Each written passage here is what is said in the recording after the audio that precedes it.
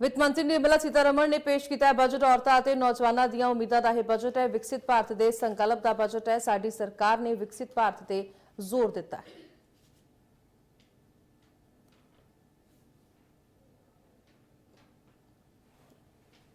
ਸਾਡੀ ਸਰਕਾਰ ਨੇ ਵਿਕਸਿਤ ਭਾਰਤ ਤੇ ਜ਼ੋਰ ਦਿੱਤਾ। ਅੱਜ ਬਜਟ ਪੇਸ਼ ਕੀਤਾ ਗਿਆ ਵਿੱਤ ਮੰਤਰੀ ਨਿਰਮਲਾ ਸੀਤਾਰਮਣ ਦੇ ਵੱਲੋਂ, ਜਿੱਥੇ ਕਿ मध्यम वर्ग ਨੂੰ ਵੀ ਜਿਹੜਾ ਕਿ ਟੈਕਸ ਦੇ ਵਿੱਚ ਰਿਬੇਟ ਦੇ ਕੇ ਕਾਫੀ ਜ਼ਿਆਦਾ ਰਾਹਤ ਦਿੱਤੀ ਹੈ। ਔਰਤਾਂ ਅਤੇ ਨੌਜਵਾਨਾਂ ਦੀਆਂ ਉਮੀਦਾਂ ਦਾ ਇਹ ਬਜਟ ਹੈ।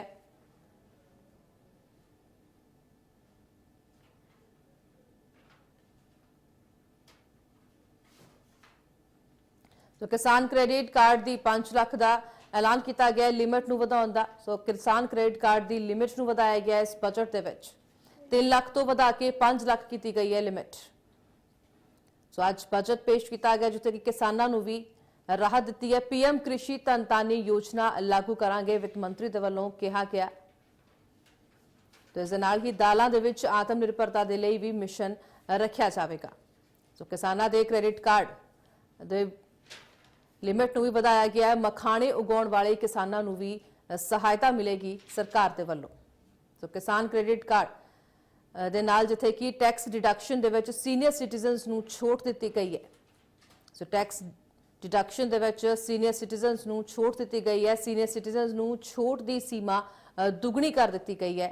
सो इस बजट दे विच सीनियर सिटीजनस नूं भी राहत दी गई है। उन्हां नूं छूट 50,000 तो वधा के 1 लाख रुपए तक कर दी गई है। सो टीडीएस की सीमा वधा के 10 लाख की गई है। सो टीडीएस दे विच भी जिहड़ा कि राहत दी गई है। मिडिल क्लास दे लई भी बहुत वड्डा ऐलान किया गया है। सो मिडिल क्लास दे लई 4 साल तक अपडेटेड रिटर्न भी भरी जा सकेगी। सो यह वड्डा ऐलान किया गया। इस बजट दे विच 12 लाख की इनकम तक कोई भी टैक्स नहीं देना होगा। सो 12 लाख तक रिबेट दी गई है। इनकम टैक्स दे विच इनकम टैक्स छूट की सीमा 7 लाख तो वधा के 12 लाख रुपए कर दी गई है। सो 12 तो 16 लाख तक की इनकम ते 15% टैक्स देना होगा। सो 0 तो 4 लाख आमदन दे कोई टैक्स नहीं होगा। सो इस तो बाद 4 तो 8 लाख इनकम तक 5% टैक्स है जोड़ा कि देना पवेगा, जिसकी 12 लाख तो ज्यादा इनकम होगी। सो एमएसएमई के लिए भी लोन गारंटी कवर वधा दिता गया है। इस बजट दे विच एमएसएमई के लिए भी 20 करोड़ तक का टर्म लोन रखा गया है। सो यह वड्डा फायदा एमएसएमई सैक्टर नूं भारत नूं खिडौणियां दा ग्लोबल हब बनावांगे। सो इस बजट दे विच ऐलान किया गया। एआई नूं लैके भी सरकार दे वल्लों वड्डा ऐलान किया गया है। सो एआई की पढ़ाई के लिए 500 करोड़ रुपए राखवे रखे जाएंगे, जिथे कि एआई की पढ़ाई के लिए 500 करोड़ रखे जाएंगे राखवे। ते आईआईटी की समर्था का भी विस्तार करांगे। सो यह वड्डे ऐलान किए ने। देश दे विच 3 एआई एक्सीलेंस सेंटर भी बनावांगे।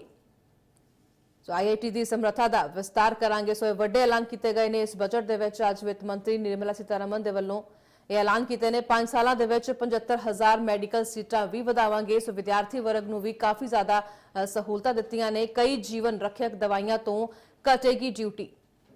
सो यह वड्डे ऐलान किए ने। 36 दवाइयां पूरी तरह ड्यूटी फ्री होणगियां। कोई भी ड्यूटी टैक्स जिहड़ा कि उन्हां ते नहीं लगेगा। मैडिकल उपकरण भी इस दे विच सस्ते होणगे। इस बजट तो बाद मैडिकल उपकरण होर सस्ते होणगे ते एलईडी एलसीडी टीवी भी सस्ते होणगे। सो इलैक्ट्रॉनिक्स के लिए भी जोड़ा कि कस्टम ड्यूटी घट के 2.5% तक रह जाएगी।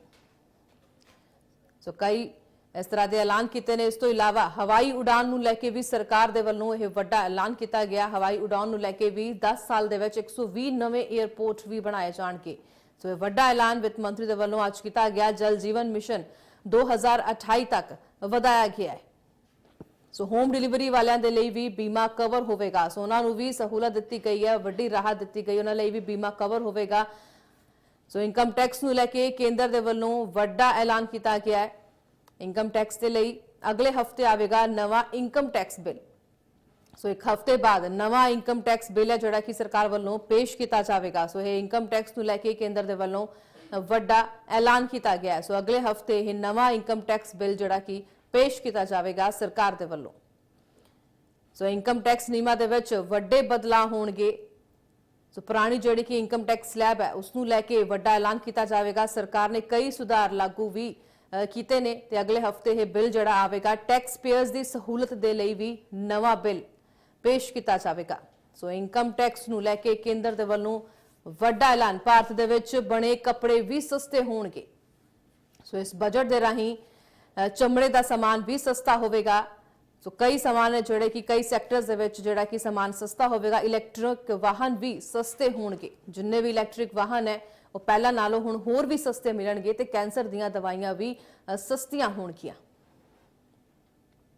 ਮੇਕ ਇਨ ਇੰਡੀਆ ਮਿਸ਼ਨ ਨੂੰ ਵਧਾਵਾਂਗੇ ਅੱਗੇ। ਸੋ ਸਰਕਾਰ ਦੇ ਵੱਲੋਂ ਇਹ ਕਿਹਾ ਗਿਆ ਕਿ ਮੇਕ ਇਨ ਇੰਡੀਆ ਮਿਸ਼ਨ ਨੂੰ ਅੱਗੇ ਵਧਾਵਾਂਗੇ ਤੇ ਭਾਰਤ ਦੇ ਵਿੱਚ ਬਣੇ ਕੱਪੜੇ ਵੀ ਸਸਤੇ ਹੋਣਗੇ ਤੇ 500 ਕਰੋੜ ਰੁਪਏ ਦੇ ਨਾਲ 3 AI ਐਕਸੀਲੈਂਟ ਸੈਂਟਰ ਵੀ ਇਸ ਦੇਸ਼ ਦੇ ਵਿੱਚ ਬਣਾਏ ਜਾਣਗੇ ਤੇ 10,000 ਮੈਡੀਕਲ ਸੀਟਾਂ ਵੀ ਵਧਣਗੀਆਂ। ਸੋ ਵਿਦਿਆਰਥੀ ਵਰਗ ਨੂੰ ਵੀ ਇਹ ਵੱਡੀ ਸਹੂਲਤ ਦਿੱਤੀ ਗਈ ਹੈ। IIT ਦੇ ਵਿੱਚ ਵੀ 6500 ਸੀਟਾਂ ਵਧਣਗੀਆਂ, ਜਿਸ ਦੇ ਕਰਕੇ ਵਿਦਿਆਰਥੀਆਂ ਨੂੰ ਹੋਰ ਰਾਹਤ ਮਿਲੇਗੀ ਤੇ IIT ਪਟਨਾ ਤੱਕ ਹੋਸਟਲ ਦਾ ਵਿਸਥਾਰ ਕੀਤਾ ਜਾਵੇਗਾ। ਸੋ ਵਿਦਿਆਰਥੀਆਂ ਨੂੰ ਕੀ ਮਿਲਿਆ ਇਸ ਦੇ ਵਿੱਚ? ਸੋ ਬਜਟ ਦੇ 5 ਖੇਤਰਾਂ ਤੇ ਫੋਕਸ ਹੈ। ਵਿਕਾਸ ਦੇ ਵਿੱਚ ਤੇਜ਼ੀ ਲਿਆਉਣਾ, ਦੇਸ਼ ਦੇ ਵਿਕਾਸ ਦੇ ਵਿੱਚ ਤੇਜ਼ੀ ਲਿਆਉਣਾ, ਸੁਰੱਖਿਅਤ ਸਮਾਵੇਸ਼ੀ ਵਿਕਾਸ, ਨਿੱਜੀ ਖੇਤਰ ਦੇ ਨਿਵੇਸ਼ ਨੂੰ ਉਤਸ਼ਾਹਿਤ ਕਰਨਾ ਹੈ। ਸਰਕਾਰ ਦੇ ਵੱਲੋਂ ਕਿਹਾ ਗਿਆ ਘਰੇਲੂ ਖਰਚ ਦੇ ਵਿੱਚ ਵੀ ਵਾਧੇ ਨੂੰ ਲੈ ਕੇ ਕਈ ਸਾਰੇ ਸੁਧਾਰ ਜਿਹੜੇ ਕਿ ਉਹ ਕੀਤੇ ਗਏ ਨੇ ਇਸ ਬਜਟ ਦੇ ਵਿੱਚ। ਸੋ ਮੱਧ ਵਰਗ ਦੀ ਖਰਚ ਸ਼ਕਤੀ ਦੇ ਵਿੱਚ ਵੀ ਵਾਧਾ ਹੋਵੇਗਾ। ਸੋ ਇਹਨਾਂ 5 ਖੇਤਰਾਂ ਤੇ ਫੋਕਸ ਕੀਤਾ ਗਿਆ ਇਸ ਬਜਟ ਦੇ ਵਿੱਚ, ਜਿਸ ਦੇ ਕਰਕੇ ਦੇਸ਼ ਦੇ ਵਿਕਾਸ ਦੇ ਵਿੱਚ ਤੇਜ਼ੀ ਆਵੇਗੀ। ਸੁਰੱਖਿਅਤ, ਸੋ ਕੀ ਸਸਤਾ ਹੋਇਆ, ਕੀ ਮਹਿੰਗਾ ਹੋਇਆ? ਸਸਤਾ ਜਿਹੜਾ ਹੋਇਆ ਉਸ ਸੈਕਸ਼ਨ ਦੇ ਵਿੱਚ ਕੱਪੜਾ ਸਸਤਾ ਹੋਇਆ, ਮੋਬਾਈਲ ਬੈਟਰੀ ਸਸਤੀ ਹੋਈ ਹੈ, ਕਈ ਦਵਾਈਆਂ ਸਸਤੀਆਂ ਹੋਈਆਂ ਨੇ, ਇਲੈਕਟ੍ਰਿਕ ਕਾਰ ਅਤੇ ਵਾਹਨ ਸਸਤੇ ਹੋਏ ਨੇ। ਸੋ ਨਵੀਂ ਟੈਕਸ ਸਲੈਬ ਹੈ ਜਿੱਥੇ ਕਿ 0 ਤੋਂ 4 ਲੱਖ ਤੇ ਕੋਈ ਟੈਕਸ ਨਹੀਂ ਹੈ, 4 ਤੋਂ 8 ਲੱਖ ਤੇ 5% 8 ਤੋਂ 12 ਲੱਖ ਤੇ 10%, 12 ਤੋਂ 16 ਲੱਖ ਤੇ 15%, 16 ਤੋਂ 20 ਲੱਖ ਤੇ 20% ਟੈਕਸ ਦੇਣਾ ਪਵੇਗਾ ਤੇ 20 ਤੋਂ 24 ਲੱਖ ਤੇ 25% ਟੈਕਸ ਹੈ ਜਿਹੜਾ ਕਿ ਦੇਣਾ ਹੋਵੇਗਾ। ਸੋ ਇਹ ਨਵੀਂ ਟੈਕਸ ਸਲੈਬ ਹੈ ਜਿਹੜੀ ਕਿ ਅੱਜ ਪੇਸ਼ ਕੀਤੀ ਗਈ ਹੈ।